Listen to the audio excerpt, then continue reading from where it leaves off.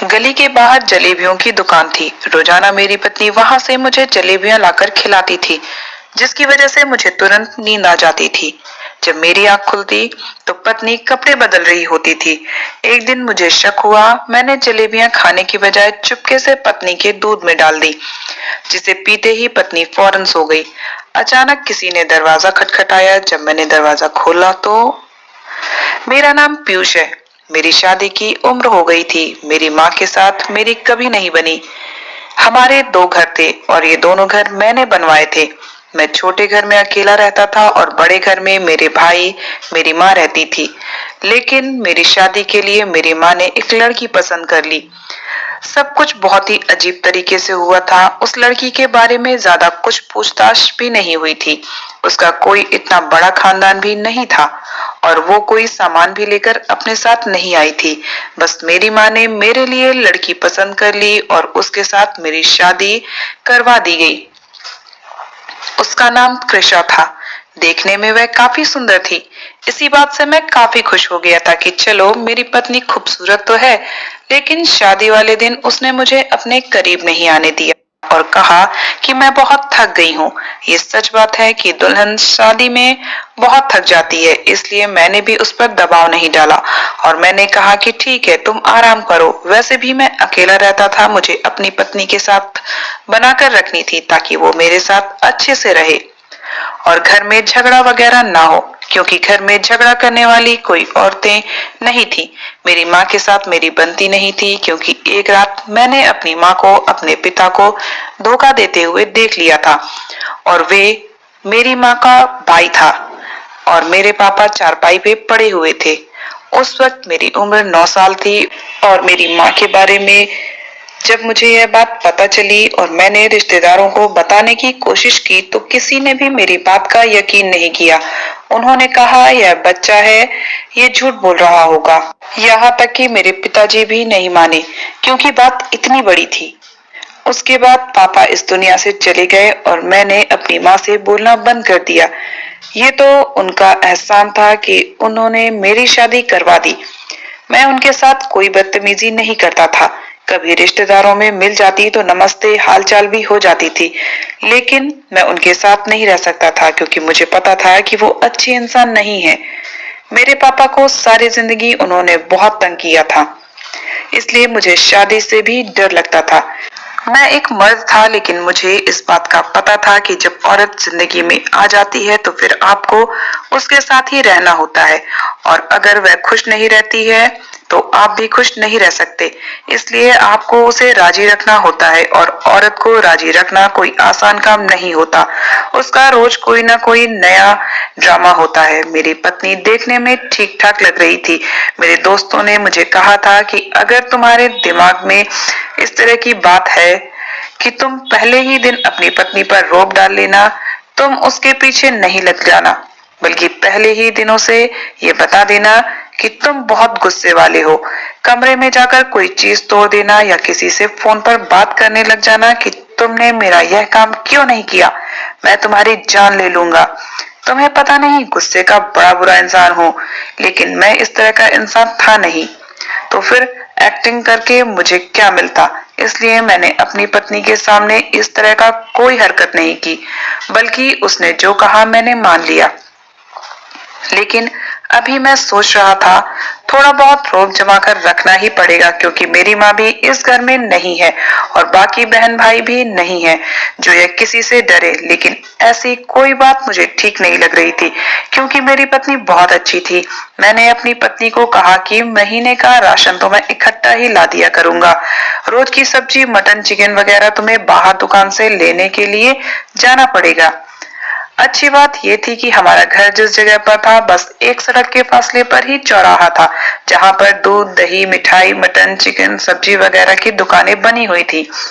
मेरी पत्नी आराम से जाकर वहां से सामान ला सकती थी, इसलिए बाकी राशन तो मैं पूरे महीने का इकट्ठा ले आता और सब्जी के लिए उसे पैसे देकर अपने काम पर चला जाता हूँ।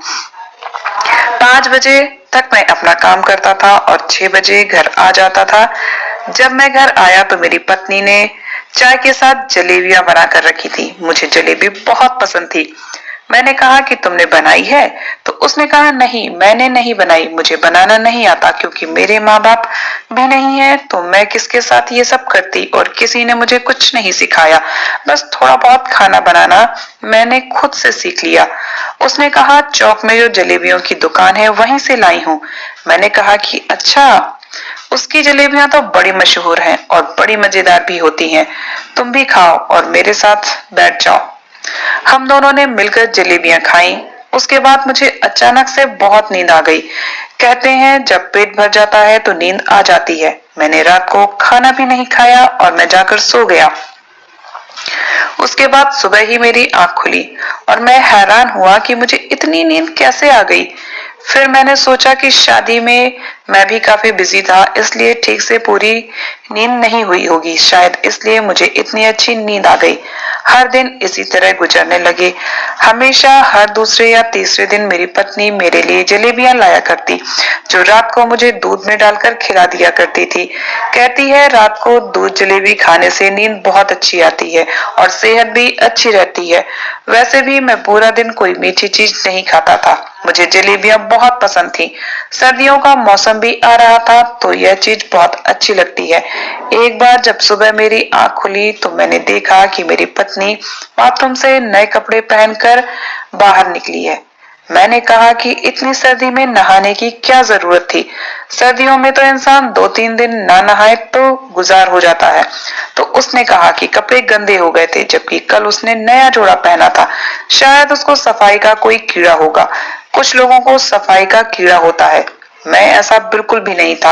अकेला रहता था, इसलिए सर्दियों में तो हफ्ते में एक बार कपड़े बदला करता था, कभी कभी 2 बार, ताकि कपड़े धोने ना पड़े। लेकिन आजकल मैं हैरान इस बात पर था कि मुझे बहुत ज्यादा नींद आती थी।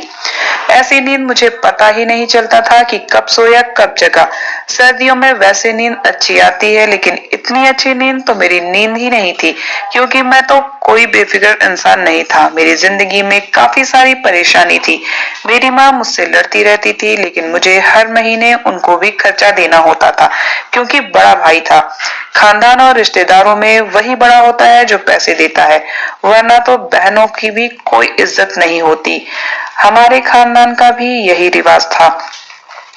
हर बुध के दिन मैं पूजा करने के लिए गांव के मंदिर में जाया करता था। बाकी कभी कभी मैं पूजा घर में कर लेता, कभी मंदिर भी चला जाता, लेकिन हर बुध को पूजा के लिए मंदिर ही जाता था। मैं मंदिर गया तो सब लोग बात कर रहे थे कि रात को बहुत बुरा भूकंप आया। मैं हैरान हो गया। मैंने कहा कि किस टाइम आया था? उन्होंने कहा कि यही कोई 2 से 3 के बीच, और हम तो हैरान हैं कि आपके घर से कोई बाहर नहीं निकला। आपका घर भी बहुत पुराना है, आपको ऐसा नहीं करना चाहिए था। अगर आप पर छत गिर जाती फिर क्या होता? इतना तेज था कि सारे गांव वाले बाहर निकल आए। 1 घंटे तक भगवान का नाम लेते रहे और आपके घर से कोई भी नहीं निकला। मैंने कहा कि हाँ, वो आया तो था, लेकिन हम बस लोग अंदर ही बैठे रहे। मगर मुझे पता ही नहीं था कि भूकंप कब आया था। ये तो मैंने अपनी इज्जत रखने के लिए गांव वालों से झूठ बोल दिया। और मैं हैरान था कि अगर इतना तेज आया भूकंप तो मुझे पता क्यों नहीं चला, और मेरी पत्नी ने भी मुझे नहीं बताया। अगले दिन मैंने उससे पूछा तो वो घबरा गई। उसने कहा कि मुझे तो पता ही नहीं चला, मुझे लगा आपने करवट बदली है इसलिए हिल रहा है। मैंने कहा कि इतनी बेखबर होकर ना सोया करो, पता नहीं मुझे क्या हो गया है। मुझे नींद आ गई तो मुझे भी पता नहीं चल रहा है।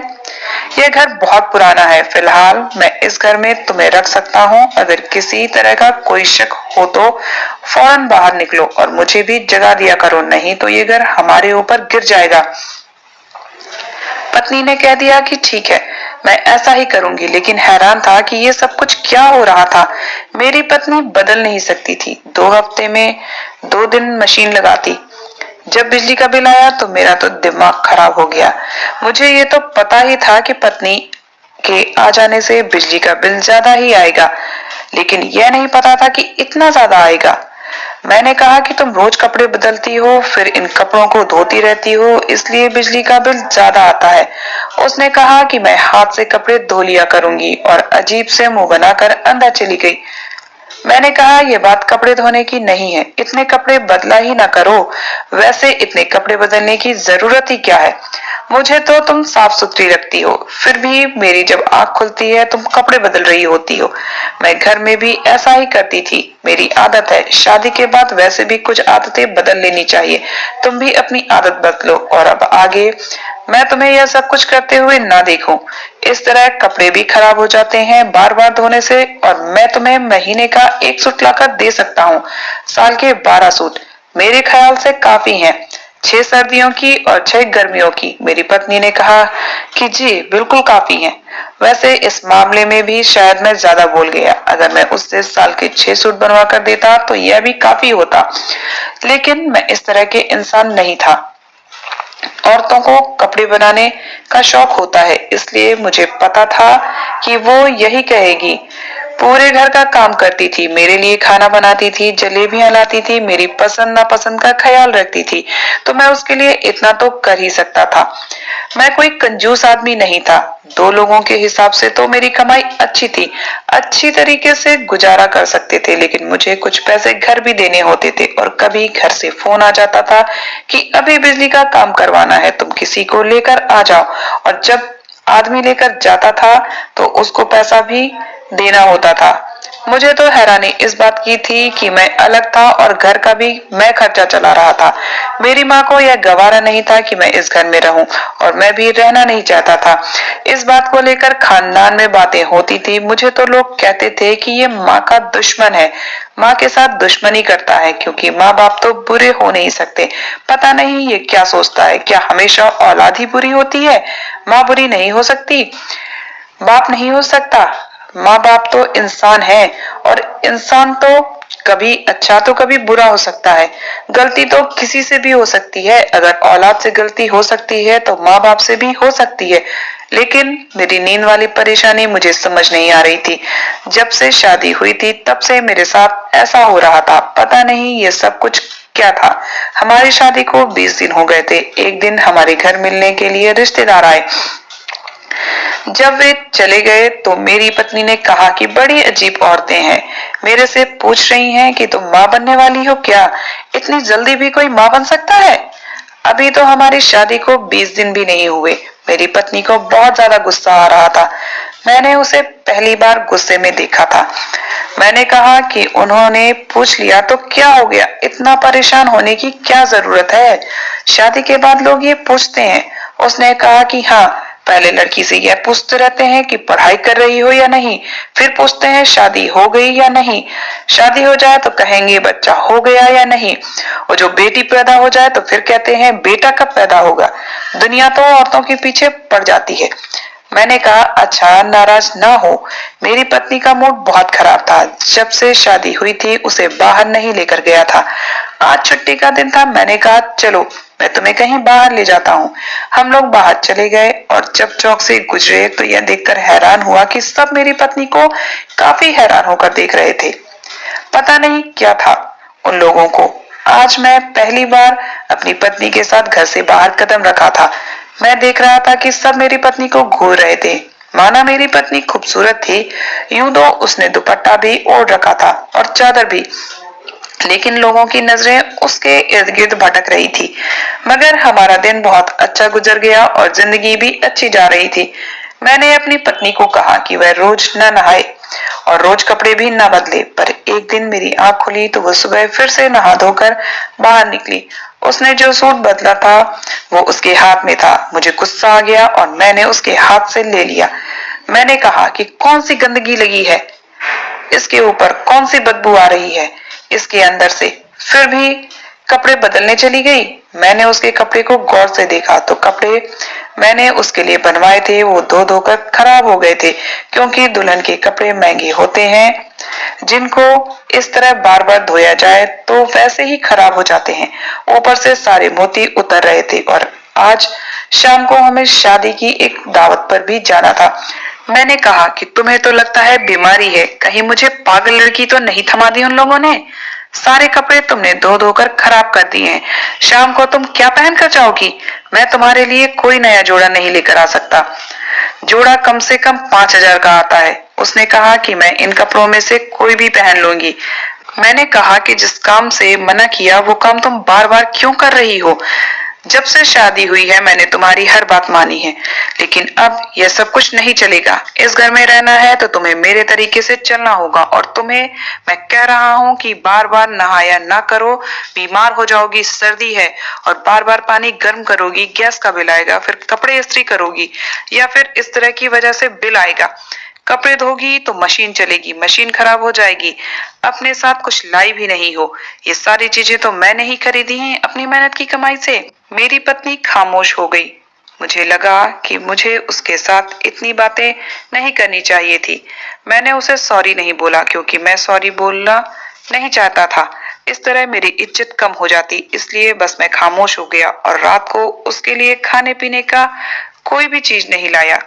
उसको भी परवाह नहीं थी। उसने भी मुझे एक बार नहीं कहा कि आपने अच्छा नहीं किया, मैं आपसे नाराज हूँ। मुझे कोई नखरा नहीं दिखाया, जबकि मैं सोच रहा था कि ये थोड़ी सी नाराज हो जाती, मूड दिखाती, फिर मैं उसे प्यार से मनाता। पर उसे कोई दिक्कत नहीं थी।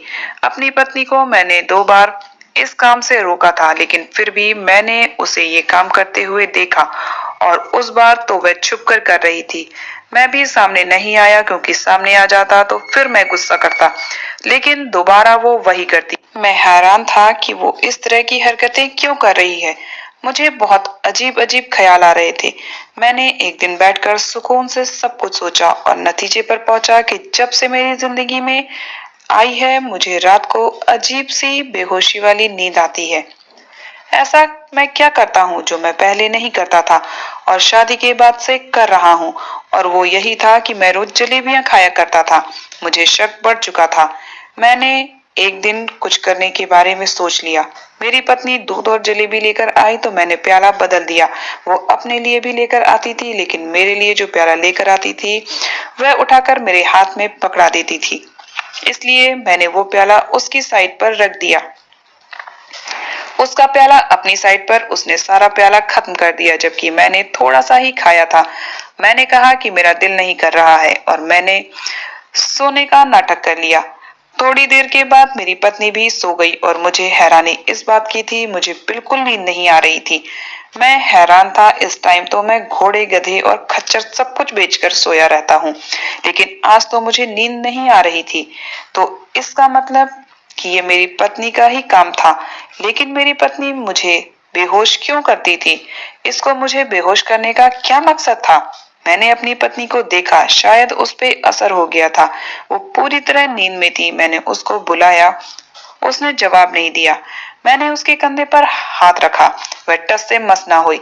यहाँ तक कि मैंने उसे अचानक जोर से झिझोड़ा कि वो गहरी नींद में भी सो रही हो तो इस हरकत के बाद जाग जाती, लेकिन वो बिल्कुल भी ना जगी। शायद मैं भी इसी तरह रोज रात को सोया करता था।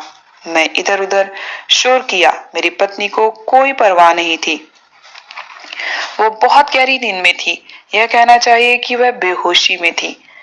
सोच लिया था मैंने कि सुबह मैं ये बात अपनी पत्नी से जरूर करूंगा कि मुझे बेहोश क्यों करती है। उसका दिमाग तो खराब नहीं है या पागल तो नहीं थी? इस हरकत का क्या मतलब है? मुझे इसलिए बेहोश तो नहीं करती कि मैं उसके करीब न जाऊं। अगर उसको मेरे जाने से इतनी ही परेशानी है तो मुझे बता देती, तो उसको छोड़ देता। मुझे बहुत ज्यादा गुस्सा आ रहा था। थोड़ी देर के बाद मैंने देखा किसी ने दरवाजे पर हल्की सी दस्तक दी। मैं हैरान रह गया कि रात के 2 बजे घर में कौन आया है। मैंने दरवाजा खोलने से पहले एक सुराख से बाहर झांका और यह देखकर मेरे पैरों तले से जमीन निकल गई कि वो कोई और नहीं बल्कि जलेबी वाला था जो हमारे घर के दरवाजे पर दस्तक दे रहा था। जब मैंने दरवाजा नहीं खोला तो वह बोला कि दरवाजा खोलना मेरी जान, क्या हो गया?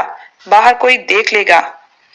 और मुझे सारी कहानी समझ आ गई थी कि मेरी पत्नी मेरे साथ क्या कर रही थी। मैंने अपने गुस्से को काबू में रखा और दरवाजा खोलते ही उसकी गर्दन पकड़ ली और उसे अंदर खींच लिया। और मेरी पत्नी तो बेहोश थी, उसे तो पता ही नहीं चलने वाला था। मैंने उसे खूब मारा और उससे पूछा कि ये सब क्या है, तो उसने कहा कि उसका और मेरी पत्नी का चक्कर चल रहा है। वो सिर्फ मुझसे जलेबियां लेकर नहीं आती बल्कि मैं उसे महीने का खर्चा भी देता हूँ। जब वह तुम्हें बेहोश कर देती है तो मैं रात को आ जाता हूँ। मेरी भी एक पत्नी है, लेकिन उसको भी इसके बारे में नहीं पता है, क्योंकि मेरी शादी बहुत कम उम्र में हुई थी और अभी मेरी उम्र सिर्फ 23 साल है।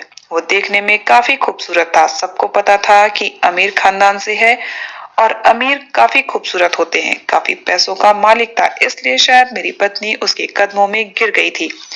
मैंने उसको घर के अंदर बैठा लिया। जब मेरी पत्नी को होश आया तो सामने का मंजर देखकर हैरान रह गई, क्योंकि सामने पुलिस भी खड़ी थी। उस आदमी को तो मैंने यह कहकर पुलिस के हवाले कर दिया कि यह मेरे घर चोरी करने आया था। पुलिस उसे पकड़ कर ले गई और अपनी बीवी को मैंने वहीं खड़े खड़े डिवोर्स दे दिया। ऐसी बेवफा और घटिया लड़की को मैं अपने घर में कैसे रख सकता था। तो दोस्तों, ये थी आज की कहानी। कहानी आपको कैसी लगी कमेंट करके जरूर बताइएगा और वीडियो को लाइक, चैनल को सब्सक्राइब जरूर कीजिएगा। कहानी पूरी सुनने के लिए धन्यवाद।